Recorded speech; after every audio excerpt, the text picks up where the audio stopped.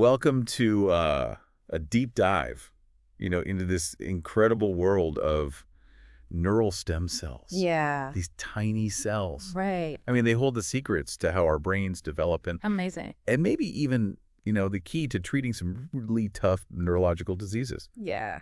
So we're going to break down an article today from Assay Genie. Okay. It's called Neural Stem Cell Differentiation, Pathways and Lineage-Specific Markers Okay. to understand just how powerful these cells really are. Yeah. So, Neural stem cells, Yeah. they're the ultimate multitaskers. Right. They can self-renew, Yeah. meaning they can create more stem cells, but they can also differentiate, turning into all the different types of cells okay. that make up our brains. So how does a single cell know how to become a neuron Right. that transmits signals, or an astrocyte that provides support, or an oligodendrocyte that insulates nerve fibers? Right. There's like one cell having the potential to become like a whole team of brain specialists. Yeah, that's where this idea of a stepwise progression comes in. Okay. Imagine a neural stem cell, Okay. like a blank tile in a mosaic. Okay. It has the potential to become any part of the picture, Right. but it needs instruction Okay. to figure out its role. So what's guiding these cells on their journey?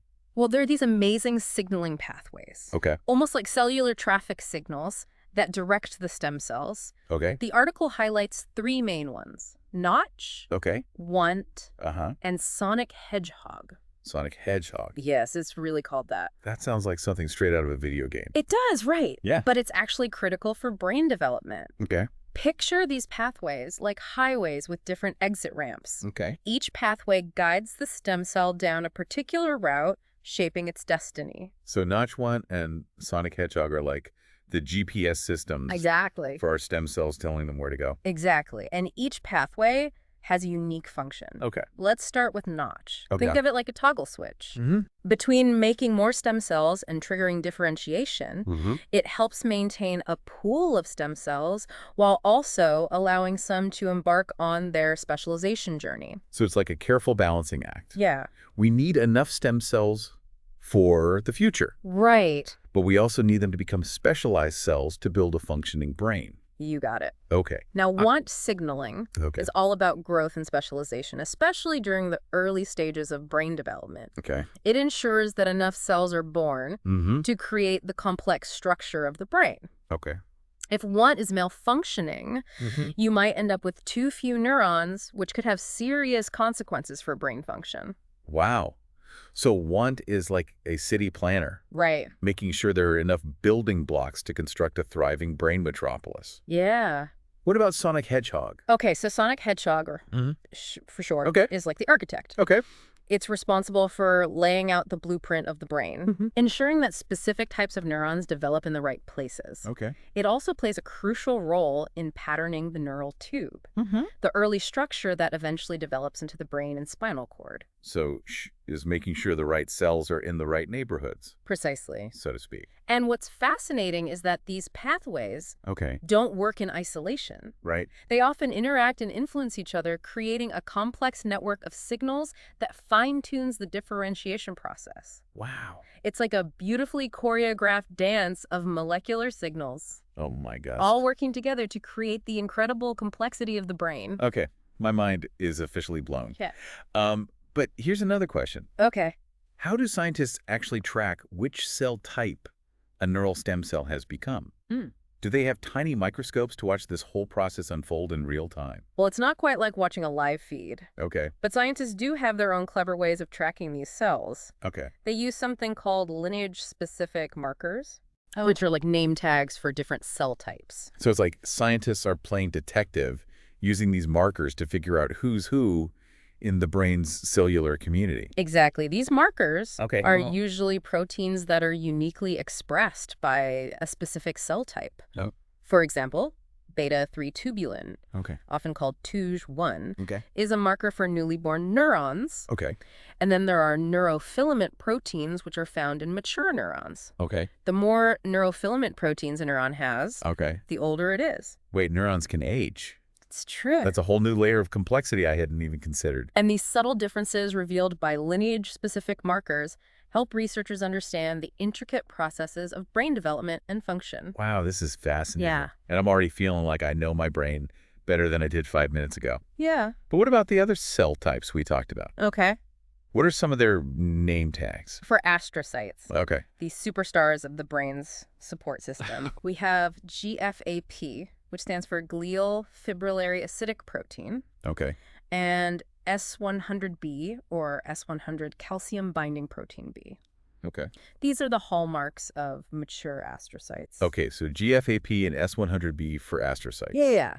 Got it. And then, And what about those oligodendrocytes, the ones that provide insulation? Right. What tells scientists that they're looking at one of those? for oligodendrocytes, Okay. we have olig-2, a transcription factor that's essential for their development. Okay. And myelin basic protein, or MBP. Mhm. You've probably heard of myelin. It's that fatty substance that wraps around nerve fibers Yeah. and helps messages travel faster in the brain. Oh, right. Yeah. So MBP is a key component of myelin. Right. And it's like a flashing sign to scientists that they found a mature oligodendrocyte. Exactly. It's amazing how scientists can decode all of this just by looking for these specific markers. It really is. Wow. And by studying these markers, researchers can track the incredible journey of neural stem cells as they differentiate into all these various cell types, Right. giving us a much deeper understanding of how our brains are built and how they stay healthy. Okay, so we've explored how neural stem cells differentiate and how scientists identify the different cell types they become. Right. But why does all of this matter? Mm. Why should we, the listeners, Right. care about these tiny cells and their intricate journeys? That's a great question. Yeah. And it leads us to what makes this research so incredibly exciting. Okay. Understanding neural stem cells and how they differentiate could completely change how we treat neurological diseases. Wow. We're talking about conditions like Alzheimer's disease, Right. Parkinson's disease, multiple sclerosis, Yeah. and many others. So many people. These are conditions that affect millions of people worldwide. Right. And right now we have very limited treatment options. So are we saying that neural stem cells could hold the key to curing these diseases? That's the hope. And there's already a lot of promising research underway. That's great. For example, in multiple sclerosis, the myelin sheath that we talked about, which is crucial for nerve transmission, Right. gets damaged. Right. If we could use neural stem cells to generate new oligodendrocytes, Okay. the cells that make myelin, Uh-huh. we could potentially repair that damage and restore nerve function. So we could actually remyelinate damaged nerves. Yeah, That would be a huge breakthrough for people living with MS. absolutely. Wow. Yeah, Are there other potential applications for neural stem cell research? absolutely. Neural stem cells could also help us create models of neurodevelopmental disorders in the lab, Yeah. like autism spectrum disorder. Oh, wow. This would allow us to study these conditions in a controlled environment, Right. potentially leading to new insights into their causes and potential treatment strategies. That'd be incredible. Yeah, and there's also a lot of interest in using neural stem cells for drug discovery. For drug discovery. Yeah. How would that work? Well, instead of testing new drugs on animals or in clinical trials right away, Right. we could use neural stem cells to create mini brains in a dish. What? Yeah, these mini brains, also known as brain organoids, Wow. can be used to screen potential drugs for safety and effectiveness, That's amazing. helping us identify the most promising candidates before moving to more complex testing stages. Wow. It's like we're witnessing the birth of a whole new era of medicine. Yeah, All thanks to the incredible power of these tiny cells. it is really remarkable. But with such groundbreaking potential Right. come ethical questions. You're absolutely right. Yeah. As we delve deeper into the world of neural stem cells, it's crucial that we consider the ethical implications of this research. For sure. Yeah. Welcome back to our deep dive into the world of neural stem cells. Yeah. Before the break, we were talking about the incredible potential of these cells to revolutionize medicine. Right. But I imagine it's not all smooth sailing. There must be some pretty big hurdles to overcome before these therapies become a reality. You're absolutely right. Yeah. It's a lot more complicated than just injecting stem cells into the brain and hoping for the best. Right. One of the biggest challenges is controlling differentiation. Okay. We need to make sure the stem cells become the specific cell types needed Right. in the right location and at the right time. So it's not enough to just get them to differentiate. Right. It's like a delicate recipe Exactly. where you need the perfect amount of each ingredient. Too many of one type of cell or not enough of another could actually disrupt the delicate balance of the brain Right. and potentially cause more harm than good. Oh, wow. And then there's the issue of immune rejection. Okay. Your body's immune system is incredibly protective, Yeah. and it might see these transplanted stem cells as foreign invaders Right. and attack them. Oh, right. Like what can happen with organ transplants. So scientists need to find ways to prevent the immune system from rejecting these precious neural stem cells. Precisely. There are a few different strategies being explored. Okay. One is using immunosuppressant drugs Okay. to temporarily dampen the immune response. Another is encapsulating the cells in special biomaterials that act like tiny shields, Oh. protecting them from immune attack. It sounds like scientists are getting pretty creative with their solutions. Yeah, they are. But I imagine delivering these cells to the right place in the brain Right. presents its own set of challenges. Absolutely. The brain is such a complex and delicate organ. You're spot on. It's not like you can just perform open brain surgery to deliver these cells wherever you need them. Right. Scientists are investigating different delivery methods, Okay. including minimally invasive techniques like injection Okay. or using specially engineered viruses Oh. called viral vectors Okay. to carry the stem cells to their target. Viral vectors, that sounds a little scary. I know it might sound counterintuitive. Yeah. But scientists can actually modify these viruses Huh? to remove their harmful properties and turn them into delivery vehicles. Okay. They can be engineered to carry therapeutic genes or even entire cells to specific locations in the body. Wow, that's amazing. It is pretty remarkable. It sounds like there's still a lot of work to be done before these stem cell therapies become a reality for patients. It is a very complex field. But it's encouraging to hear that there's hope on the horizon for people dealing with these really challenging conditions. Absolutely. And it's not just about finding cures for existing diseases. Right. This research also has the potential to completely transform our understanding of the brain itself. Okay. By studying how neural stem cells differentiate, we can gain incredible insights into how the brain develops, how it's organized, and how it functions. It's like we're getting a glimpse into the very building blocks of our thoughts, emotions, and memories. Exactly. And as we unravel more of the brain's mysteries, Yeah. we're likely to uncover even more incredible potential for neural stem cells. It's mind-boggling to think about all the possibilities. That is. But let's shift gears a bit and revisit those ethical considerations we touched on earlier. Okay. If scientists do figure out how to control neural stem cell differentiation, Right. what are some of the ethical dilemmas we might face? One of the biggest concerns is the potential for enhancement. Okay. What if we could use stem cells to boost cognitive abilities, like Really? memory or intelligence? Right. Would that be ethical? Would it create an unfair advantage for some people? Yeah. These are questions we need to grapple with. It's like something straight out of a science fiction movie. Yeah. Imagine a world where people could just get a stem cell injection to become super intelligent. Right. It makes you wonder about the potential societal implications. Exactly. And then there's the issue of access. Right. If these stem cell therapies become available, Yeah. who will be able to afford them? Right. Will they only be accessible to the wealthy, creating a new form of health inequality? These are tough questions, and there are no easy answers. It seems like this research raises more questions than answers, but in a good way. I think so. It's pushing us to think critically about the future we want to create Right. and how we can harness these powerful technologies for the benefit of all humankind. I agree. And it highlights the importance of having open and transparent conversations about these advancements. Right. We need scientists, ethicists, policymakers, and the public Yeah. to work together to ensure that this research is guided by ethical principles. Right. And that the benefits are shared equitably. It's a powerful reminder that scientific progress should always go hand in hand with ethical considerations. Absolutely. But before we dive deeper into those ethical discussions, let's take a quick detour and explore some of the other factors that can influence neural stem cell behavior. Okay. Our source article focused mainly on signaling pathways and lineage-specific markers. Right. But I imagine there's a lot more to the story.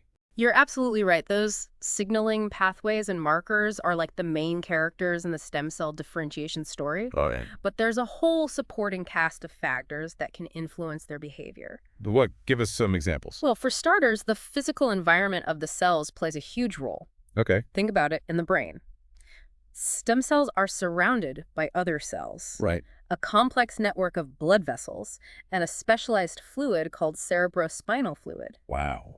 This environment provides structural support, delivers nutrients, and carries away waste products. So it's not just about the signals they receive, Right. but also about the neighborhood they live in. Exactly. And replicating this complex environment in the lab Right. is one of the big challenges in stem cell research. Okay. Scientists are exploring different approaches, Okay. like using biomaterials to create scaffolds Right. that mimic the brain's structure, Uh-huh. or adding specific growth factors to the culture medium to provide the right chemical cues. That's fascinating. So it's like scientists are trying to create a little brain-like world in a dish That's a great way to put it. to coax these stem cells to behave the way they would in a real brain? And then, of course, there's the influence of other cells. Okay. Stem cells don't exist in isolation in the brain. Right. They're constantly interacting with other cell types like neurons, astrocytes, and microglia, which are the brain's immune cells. So these other cells are like the stem cells' neighbors. Exactly. And they're all chatting with each other, Yeah. influencing each other's behavior. Exactly, and we're just beginning to understand the intricate language of these cellular conversations.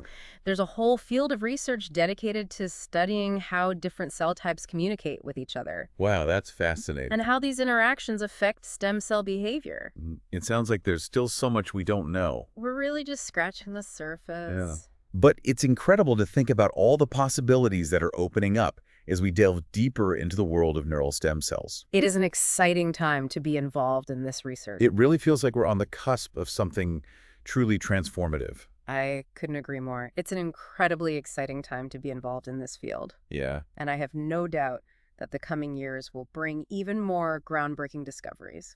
Welcome back to our deep dive into the fascinating world of neural stem cells. Yeah, it's been quite a journey, It has. exploring the potential of these tiny cells. For sure. Hasn't it? We've learned so much about how these cells hold like the blueprints to our brains. Yeah. And maybe even the keys to treating some like incredibly challenging neurological diseases. Yeah, it's a field that really captures the imagination. It does. Yeah. So before we wrap up, I want to make sure our listeners have like the tools to continue exploring this topic on their own. Right. What resources would you recommend? Well, the article we've been discussing from Assay Genie is a great place to start. Yeah. It provides a really clear and concise overview of neural stem cell differentiation, the signaling pathways involved, and those lineage-specific markers Right. that act like name tags for different cell types. And for those who want to go even deeper, are there any books or websites you suggest? Absolutely. Huh. For a comprehensive look at stem cell biology, Okay. I always recommend Stem Cells, an introduction by Jonathan Slack. Got it. It's a well-written and accessible guide to the field. Perfect. And what about websites? Is there anything you recommend? The National Institutes of Health, NIH website, Okay. is a goldmine of information on stem cell research. Okay.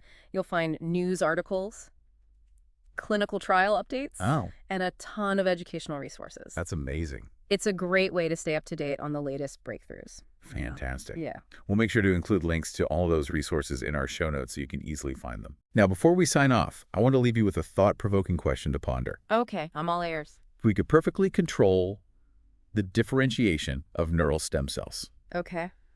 what do you think would be the most impactful application of this technology? What would be the biggest game changer for humanity? That's a tough one. Yeah. There are so many possibilities that Right. could truly transform lives Right. if I had to choose. Yeah. I think the most impactful application would be developing effective treatments for neurodegenerative diseases Right. like Alzheimer's and Parkinson's. Mhm. These conditions cause so much suffering. Right. And right now, there are no cures. Right. Imagine if we could replace those damaged brain cells Yeah. with healthy new ones Right. generated from neural stem cells. Right. That would be revolutionary. It would. I completely agree. It's a future I hope we get to see in our lifetime. I hope so too. But for now, Yeah. we have to keep learning, keep asking questions, Yeah. and keep supporting the research that's pushing the boundaries of what's possible. Absolutely. Well, that wraps up our deep dive into the incredible world of neural stem cells. It really does. Thanks for joining us on this journey of discovery. It's been a pleasure. Until next time, keep those brains buzzing Yeah. and never stop exploring the wonders of science.